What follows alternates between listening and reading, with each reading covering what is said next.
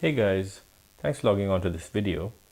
And today I wanted to do a topic that would be useful for all the subscribers and anyone watching this channel who's looking to sort of get to that target, get to that watch that they're dreaming about. I was in that situation where I was getting this watch. But what I'm trying to say to you is it's important to focus on your target and not get distracted when you're trying to collect watches and make a good collection. Let's start with this watch. This watch cost maybe say 4 grand. Okay. Did I just suddenly get 4 grand disposable money in my bank account? No, it built up. I had maybe 1,500 dedicated to the watch, but then it went up to maybe 2 grand, 3 grand. When it hit 2 grand, I could have very easily bought a Seamaster 300, but I didn't. I knew that this is the watch I wanted and I waited. When it came to 3 grand, I could have bought a pre-owned one very easily, but I knew I wanted to buy new and I wanted to buy it at the right price. So again, I waited for the right dealer in the right place. And finally, when I did get the right dealer at the right place, I had the funds in place and I was able to call the dealer and say, I'm coming on Saturday, can you sell me this watch for this price? And I was there and I bought it. Okay, next, this watch, maybe it's 6-7 grand. Again, 7 grand doesn't magically appear. You come to maybe 3 grand availability, 4 grand, 5 grand available to spend on a watch. But did I get distracted by an Aquaterra? Yes, I did, but I didn't buy it. Did I get distracted by many other watches, Breitlings, other Omegas? It's very easy to I could have very easily gone off and dropped 5 grand on a different watch.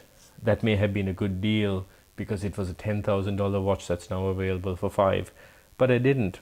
I waited for the right time.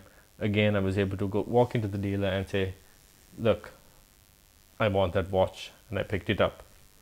So what I'm trying to say is, if you stop with sort of mid-tier or sort of high-end watches, that's not really what your target is, you're going to take a lot longer to get to your destination. Let's go from the journey of sort of this sub to this.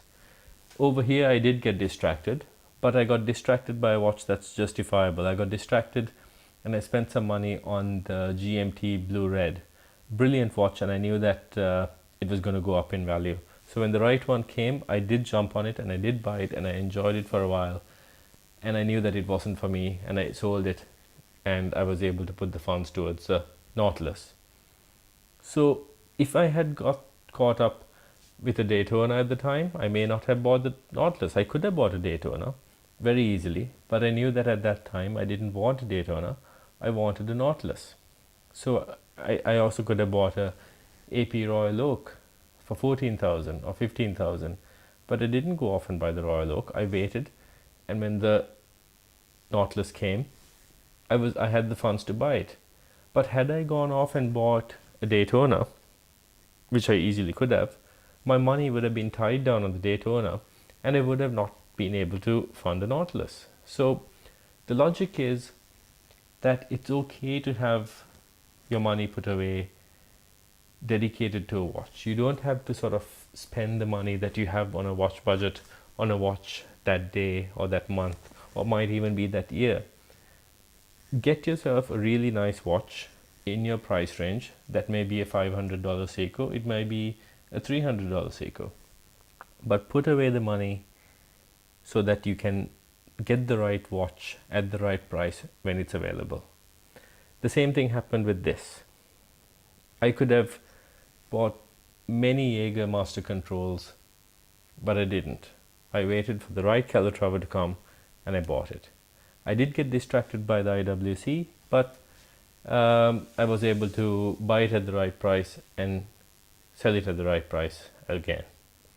So I'd love to know what you guys think. I know that this is going to be a controversial topic because it might come across like, well, I only want you guys to spend your money on the very high-end watches and not spend any money on sort of the $300 $500, $700 Squales and um, other brands like that.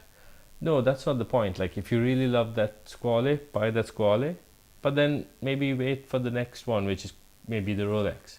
Um, if you love that Longines or the Orient or the Oris, fine, make that one stop in your journey, but don't get distracted by multiple, you know, low budget watches, because you may have $6,000-7,000 tied up in watches that are worth maybe 500 to 2,000 to $3,000 price ranges, but then suddenly you might get this opportunity to buy this amazing watch for 7,000-8,000. Say you really wanted a Daytona, um, and you had put all your money on, um, say the Daytona is 12 grand, and you had put all your money on a sub, Breitling, a Nomos, and an Omega. Sure, the Omega and the sub you get rid of very quickly. The dealer is probably going to take them as a trade-in. But a Breitling, a Nomos, you're probably not going to shift them very quickly. So think long and hard before you buy a filler watch. You know, if you think that it's only a filler watch, I'd step away. Only buy watches that you know you can wear and love and keep. Because filler watches only end up costing you a lot of time and even more money. Listen, I hope you enjoyed this video and I hope you find this useful.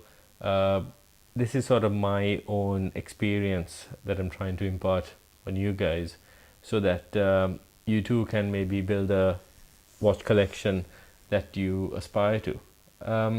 If you like this kind of content, do hit subscribe.